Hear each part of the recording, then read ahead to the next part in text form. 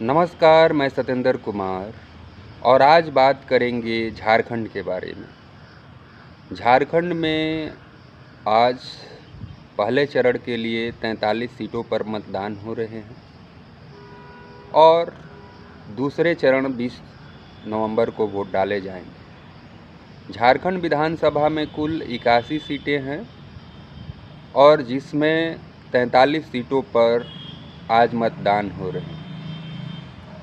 बाकी के जो सीट बचेंगे उन पर चुनाव 20 नवंबर को होंगे और रिजल्ट 23 नवंबर को आएंगे।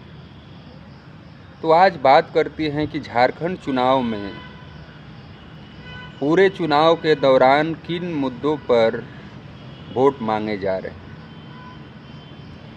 दो तरह के गठबंधन झारखंड चुनाव में काफ़ी सक्रिय है। एक इंडिया गठबंधन, दूसरा एनडीए गठबंधन।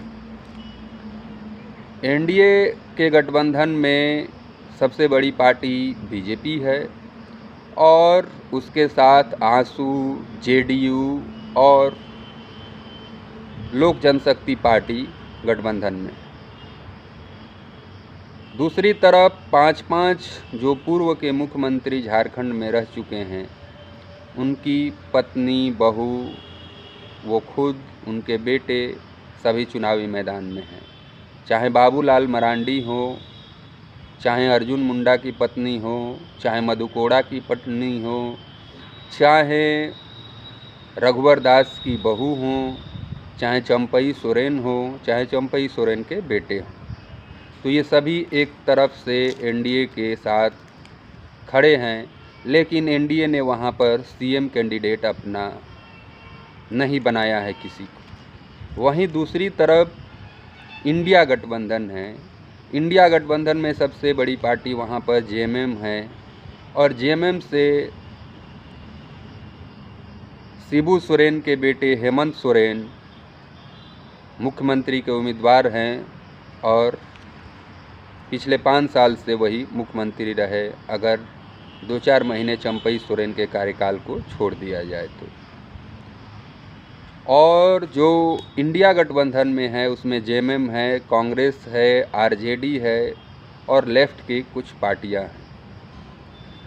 तो ये तो रहा झारखंड में दोनों गठबंधनों के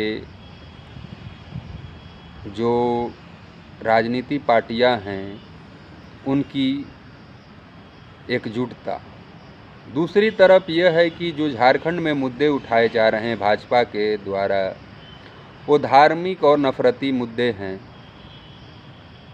लेकिन इसमें कहीं नहीं बताया जा रहा है बीजेपी के नेताओं के द्वारा कि आपके बेहतर स्वास्थ्य के लिए हम क्या करेंगे, आपको रोजगार के लिए आप क्या करेंगे। झारखंड में 10 सालों में हमने कितने उद्योग, कल कारखाने नए लगाए या जो बंद पड़े हैं उसको चालू किया, इस पर आपने बीजेपी का कोई बयान नहीं सुना होगा। चाहे वो प्रधानमंत्री हो, गृह मंत्री हो या कोई भी कैबिनेट मिनिस्टर हो। लेकिन बटेगे तो कटोगे, एक रहो तो सेफ रहोगे, आपकी बेटी लूट ले जाएंगे, आपकी माटी लूट ले जाएंगे, आपकी रोटी लूट ले जाएंगे। इस तरह के नारे जो है वो झारखंड में गूंज रहे हैं और इसका ज़मीन पर कितना असर पड़ रहा है वो आज के वोटिंग में भी दिखेगा और 20 नवंबर के वोटिंग में भी दिखेगा। लेकिन झारखंड की जनता चालाक है और वो इस झांसे में आएगी कि नहीं आएगी ये तो 23 नवंबर को ही पता चलेगा। क्या झारखंड वासियों से मैं पूछना चाहता हूँ कि आज आपके यहाँ महंगाई है कि नहीं है? एक दिन की आपकी दहाड़ी कितनी है? एक दिन कितने रुपए कमाते हैं? और जब बाज़ार में जाते हैं तो क्या आप 500 रुपये की नोट लेकर भी जाते हैं तो क्या आप अपने ज़रूरत के सारे सामान खरीद पाते हैं? क्या आपने खाना कम कर दिया? क्या आपने जो पौष्टिक अनाज हो, फल हो, सब्जी हो, वो अपने राशन में कम कर दिया? दूध खाना कम कर दिया? तो ये तमाम तरह के मुद्दे हैं। क्या आपके जो सरकारी अस्पताल हैं उसमें इलाज सही से होने लगा? क्या आपकी सड़कें सही हो गई? क्या आपको बच्चे के लिए शिक्षा की व्यवस्था मिल रही है? आपको रोज़गार मिल रहा है? तो ये तमाम तरह के मुद्दे जो है ज़मीनी मुद्दे हैं, और इस पर भाजपा के नेता कहीं भी इस पर चर्चा नहीं कर रहे हैं। इसको मुद्दा नहीं बना रहे हैं कि हमने 10 साल में केंद्र से इतने कंपनियां गुजरात में लगाया, जो भी गुजरात में प्लांट बंद हो गए हैं उन्हें चालू कराया। तो इस तरह की कोई बात आप इन चुनाव में नहीं देख रहे होंगे। लेकिन जीतने के बाद अगर बीजेपी की सरकार बनती है तो वो कहेगी कि हमने विकास पर वोट लिया है और विकास के नाम पर हमने झारखंड में सरकार बनाई। अगर हार जाएगी तो यही कहेगी कि आप एक नहीं थे, आप बंट गए थे, इसीलिए कांग्रेस जीत गई, जेएमएम जीत गई, इंडिया गठबंधन जीत गई और भाजपा हार गई। तो आपसे यही अपील है कि आप इन पार्टियों के चक्कर में ना पड़ें, चाहे वो इंडिया गठबंधन के नेता हो, चाहे वो एनडीए गठबंधन के नेता हो, बीजेपी के नेता हों। आप अपने इलाके का, आप अपने विधानसभा के सबसे बेहतर उम्मीदवार को चुनें, चाहे वो किसी पार्टी के हो, किसी जाति के हो, वो आपका काम करता हो उसे ही चुनें। वो निर्दलीय हो तो भी चलेगा, क्योंकि वो नेता ही अपने क्षेत्र का विकास करेगा। आप ऐसा भी है कि आप किस पार्टी को वोट दे रहे हैं और आपका नेता किस पार्टी में चला जाएगा। तो नेता अगर आप चुनते हैं बेहतर अपने इलाके का, तो मुझे लगता है कि आपकी समस्याओं पर बात करेगा और आपकी समस्याओं को दूर करने की कोशिश करेगा। तो झारखंड के 23 नवंबर को पता चलेगा कि आखिर झारखंड की कमान किसके हाथ में है।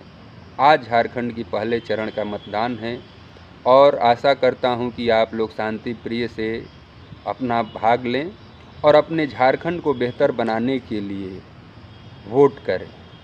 घर से ज़रूर निकलें और मतदान ज़रूर करें। एक दिन आप काम नहीं करेंगे तो हो सकता है कि आपको आर्थिक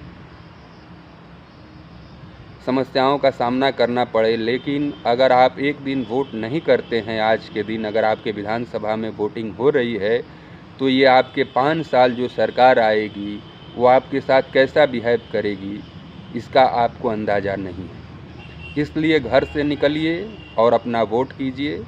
पहले मतदान, उसके बाद जलपान, और बेहतर सरकार चुनिए, बेहतर उम्मीदवार चुनिए। बेहतर उम्मीदवार चुनेंगे तभी वो आपकी रोटी की बात करेगा, तभी भी आपकी वो शिक्षा का बात करेगा, चिकित्सा का बात करेगा, रोजगार का बात करेगा।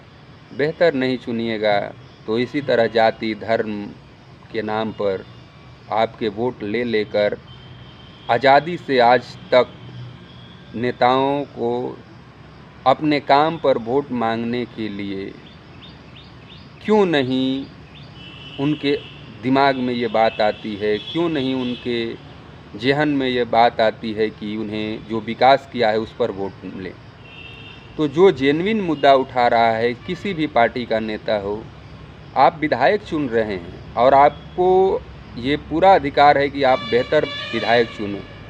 आपका विधायक ही विधायक दल का नेता चुनता है और वही विधायक दल का नेता किसी स्टेट का सीएम बनता है और वो सरकार चलाता है। तो अपने बेहतर विधायक चुनने की कोशिश कीजिए और जो भी आपके क्षेत्र के काम करने वाला व्यक्ति है उसे जाति और धर्म और पार्टी से ऊपर उठकर उसे वोट कीजिए और अपने बच्चों की भविष्य को देखते हुए बेहतर सरकार बनाइए। आज इतना ही। नमस्कार, जय हिंद।